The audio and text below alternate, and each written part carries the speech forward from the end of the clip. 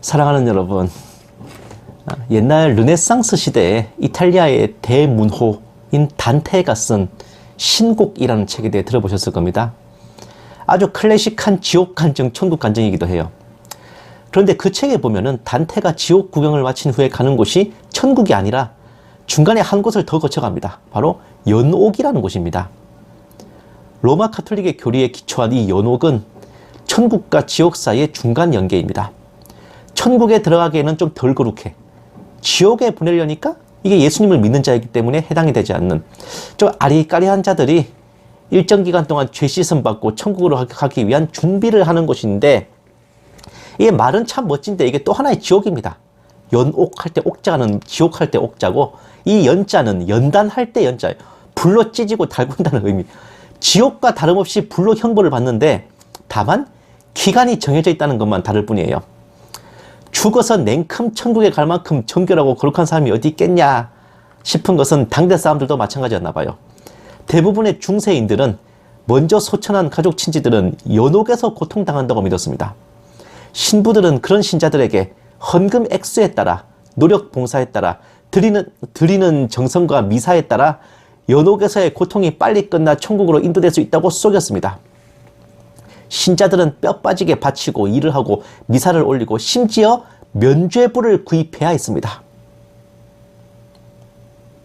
아주 유서 깊은 가스라이팅이죠.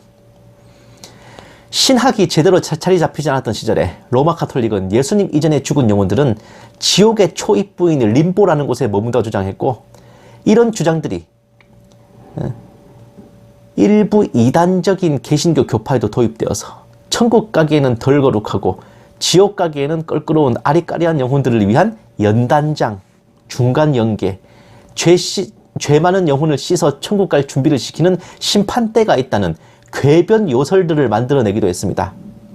유명한 목사님들을 비롯해 많은 그리스도인들이 천국에 가지 못하고 중간 연계에서 고통당한다고 하면서 거룩하게 살아야 한다, 행위가 온전해야 한다 운운하는데, 이러한 중간 연계로는 믿는 자의 구원, 나아가 천국을 사실상 부정하는 미혹입니다. 누구나 한 번 죽는 것은 정해졌으며 사후에는 심판이 있어서 천국 또는 지옥으로 나뉘는데, 혹시나 죽은 자가 복음을 전해 듣고 구원의 기회를 얻을 수는 없을까 생각해 보신 적 있으십니까? 오늘 본문 말씀은 아주 많은 분들, 또 중간 연계설을 주장하는 이단들이 영접하지 못하고 죽은 자에게도 구원의 기회가 있다라고 주장하는 핑계로 자주 쓰이는 구절입니다. 성경의 난제 중에 하나로 꼽히기도 하는데, 예수님께서는 사망하신 후 3일 동안 지옥에 가셔서 그곳의 영혼들에게 복음을 전파하셨는가 하는 거죠. 사도신경에 장사 되신 지 사흘 만에 라는 부분이 고어로는 음간에 내리사, 음부에 내려가셨다가 또는 지옥에 내려가셨다가 라는 그런 표현으로 쓰였기 때문에 더더욱 그런 견해가 나왔던 거예요. 그리고 이 구절 때문에 더 그렇습니다. 베드로전서 4장 6절, 이를 위하여 죽은 자들에게도 복음이 전파되었으니 이는 육체로는 사람으로 심판을 받으나 영으로는 하나님을 따라 살게 하려 함이라. 게다가 오늘 본문 말씀 또한 이게 개역 개정으로는 선포하시니라이지만 개역 한글 역본에는 옥에 있는 영들에게 전파하시니라 하거든. 더더욱 뭐다? 복음 전파라는 의미로 다가오곤 했어요. 이것이 이른바 예수님의 지옥 강하설입니다. 과연 복음을 받아들이지 않고 죽은 자들에게 다시 복음이 전파되어 구원받을 기회가 주어질 수 있는 것일까요? 사실 예수님의 지옥 강하설은 종이에 적힌 글자만 똑바로 읽어도 한 큐에 파쇄될 낭설이긴 합니다. 누가복음 24장 43절, 예수께서 이르시되 내가 진실로 내게 이르노니 오늘 네가 나와 함께 낙원에 있으리라 하시니라. 예수님께서는 십자가에 죽으시던 그날 육신은 죽으셨으나 영혼은 낙원으로 들어가셨기 때문입니다. 이것으로 결론이 난 문제입니다. 음간에 내리사, 음부에 내려가시다, 지옥에 내려가셨다 하는 것은 예수님의 육신이 무덤에 들어가셨다, 즉 장사되셨다, 매장되셨다, 이걸로 보는 게 타당한 겁니다. 원어로는 무덤과 음부와 지옥이 같은 단어로도 표기되기 때문에 그래요. 그러면 죽은 자들에게도 복음이 전파되었다는 그 말씀은 무슨 의미인가 하니, 그들이 죽고 나서 복음을 들었다는 게 아닙니다. 죽은 자들이 살아있을 때 그들을 하나님을 따라 살게 하시려고 복음이 전파되었었다라는 거죠. 죽은 자는 살아있을 때 복음을 전파받고 구원받고서 죽은 자들입니다.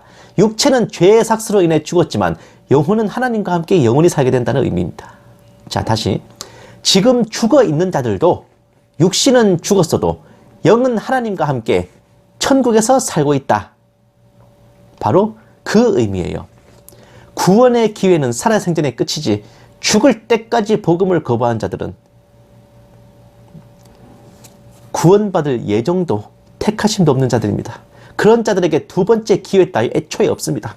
두 번째 기회가 있으면 뭐하러 이 지상에서 예수 믿어요? 그러면 예수님께서 영으로 옥에 있는 영들에게 선포하셨다. 그 의미는 무엇일까요?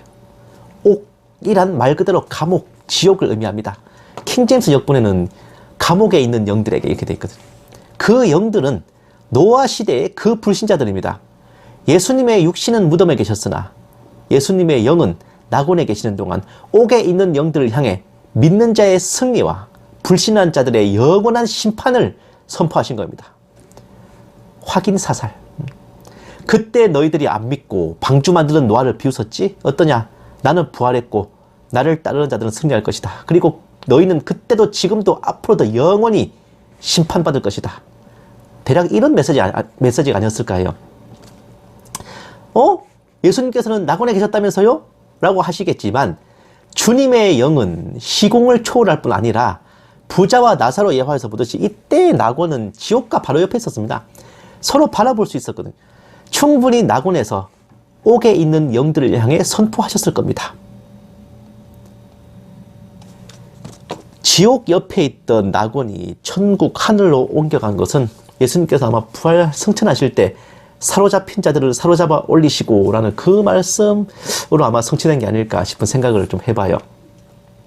어쨌든 한마디로 지옥 간 영들을 위한 두 번째 기회, 복음 전파는 개뿔, 완벽한 팩트 폭행, 확인 사살을 날리신 겁니다.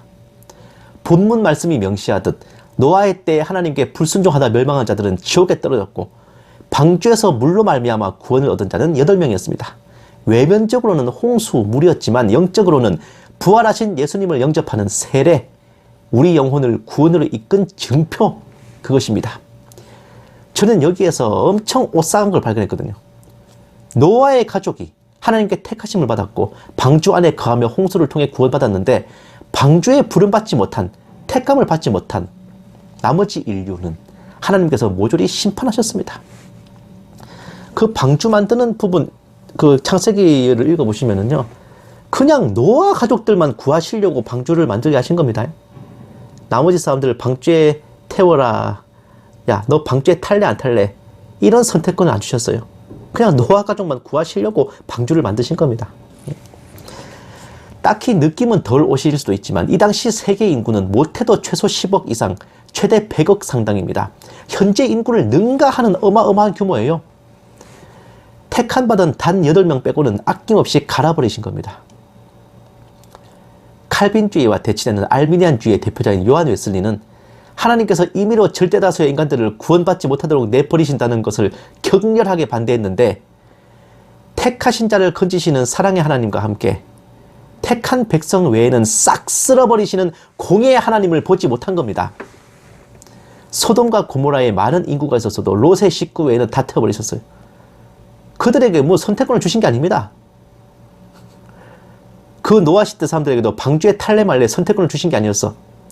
거라사 지방에서도 귀신 들린 자 하나 살리시려고 돼지 2,000마리 물속에 쓸어 넣으셨고 여리고에서도 라합 가족 외에는 그곳 거민들 전체를 갈아버리셨죠. 니네들 하나님 믿을래? 안 믿을래? 여리고 거민들에게 선택권을 주셨습니까? 아니요. 우리 인간은 긍휼함의 대상이 아닌 죄인 아담의 후손으로 애초에 기본 상태가 심판받을 사형수이나 모조리 멸하시는 것이 공의임에도 하나님께서 친히 택하시고 예정하신 자들은 생명으로 영원 천국으로 인도하시는 겁니다. 이것은 하나님의 주권 섭리이고 그 누구도 핑계하거나 반박할 수 없는 절대적인 것입니다. 다만 누가 택함받았는지는 우리가 알 수 없으며 우리는 그저 복음을 듣고 마음으로 믿고 입술로 고백하고 예수님을 주님이시라 영접하고 구원의 확신을 가진 채로 다시 오실 주님을 사모하며 하루하루 살아가면 되는 겁니다. 학교를 다니든 직장을 다니든 아이를 낳아 기르든 살림을 하든 각자 위치한 곳에서 열심히 살아내면 되는 거예요. 하나님은 우리에게 선택권을 주시지 않으셨습니다. 우리가 영접하면 주님 백성이고 영접 안 하면 주님 백성이 아닌 게 아니에요. 예전에 어떤 목사가 그랬다죠. 여신도한테 뭘 벗어보라 해서 벗으면 내 신도고 안 벗으면 내 신도 아니라고. 그따위 선택권 따위 주님께서는 우리에게 주신 적 없습니다. 애초에 주님의 백성을 택하여 예정하신 후에 그가 주님께로 나아오도록 이끌어 주신 거죠. 내가 듣고 믿고 영접한 것 같아도 그것이 오직 하나님의 절대 주권 섭리와 성령님의 인도하심으로 된 것임을 믿고 감사하며 엎드리는가.